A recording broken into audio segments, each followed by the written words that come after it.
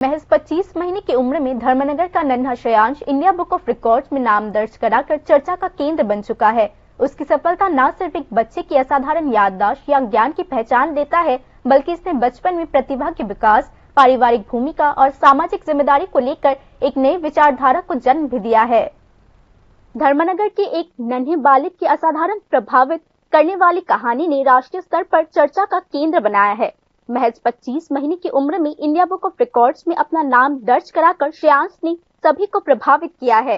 विश्वजीत शास्त्री और स्वप्ना दास की इकलौती संतान श्रेयांश का यह उपलब्धि सिर्फ व्यक्तिगत सफलता नहीं है, बल्कि बचपन में प्रतिभा के विकास और पारिवारिक भूमिका के बारे में सोचने का मौका भी है। बहुत कम उम्र में भारतीय पौराणिक कथाओं और पुराणों के बारे में उसके अद्भुत ज्ञान ने विशेषज्ञों का भी ध्यान आकर्षित किया है। আমরা যেভাবে মানে সব সময় খেলার ছিল, ওকে আমি পড়াই বলতে ও মানে সব সময় এটা কি মা, ওটা কি মা, ওটা কি এফর কি বিফোর কি এইভাবে আমার সঙ্গে বলতে থাকে। তো আমি বলতে থাকি।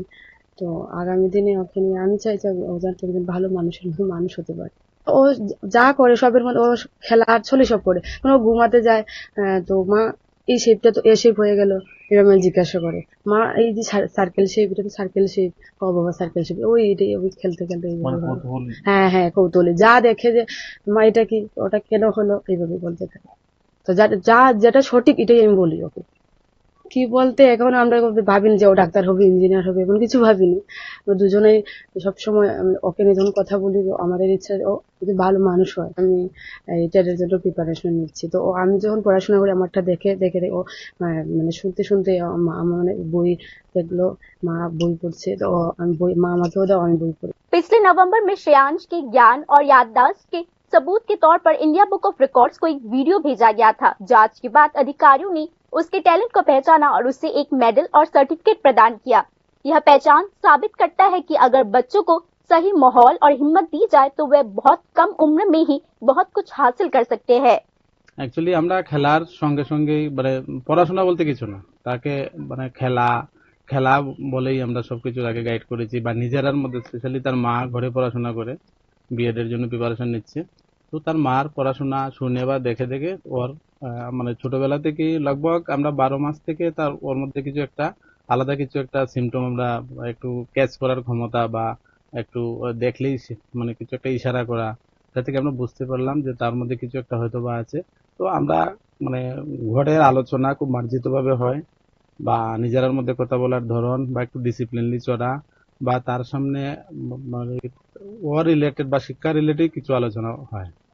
এইভাবে তার ডেভেলপ দেখতে দেখতে এটা প্রথম 18 মাস বয়সে তার একটা অ্যাচিভমেন্ট হলো।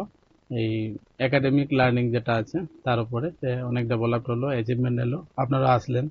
এবার সে স্পেশালি মাইথোলজির উপরে অনেকটা নলেজ। এক্সাম্পল, সে পঞ্চপাণ্ডব, পঞ্চতত্ত্ব, তারপর রামায়ণের কিছু কোয়েশ্চেন যেটা আছে, ওই ওরা কয় ভাই ছিলেন, কি কি করতে, দশরথ কোথাকার রাজা ছিলেন, এগুলো সব বিষয়ে বলতে শুরু করে। তো এটার পিছনে মেন হচ্ছে আমরা এই ছোট ছোট চটি বই এনেছি এবং আমরা নিজের মধ্যে এটা পড়াশোনা করি। রামায়ণ, গীতা, মহাভারত নিয়ে যতটুকু সম্ভব আমরা আলোচনা করি। আলোচনার মাধ্যমেই তা ডেভেলপ হয়ে গেছে।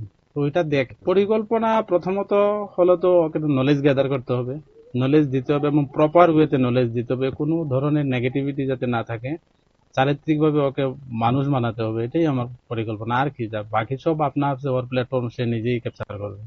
Okay knowledge.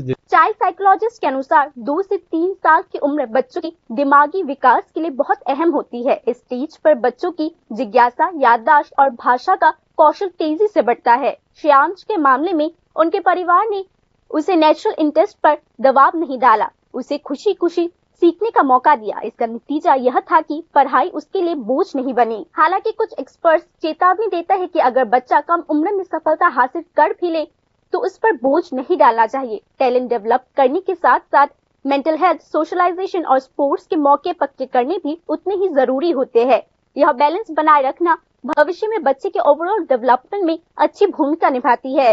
श्रेयांश की सफलता सिर्फ एक युवा टैलेंट की कहानी नहीं है, यह माता पिता, टीचर और समाज को एक जरूरी मैसेज भी देता है। बच्चों के टैलेंट को कैसे पहचाने और उसे कैसे निखारे, साथ ही उसे एक नेचुरल खुशनुमा बचपन कैसे दे, यही 25 महीने का श्रेयांश का कहानी हमें बताती है।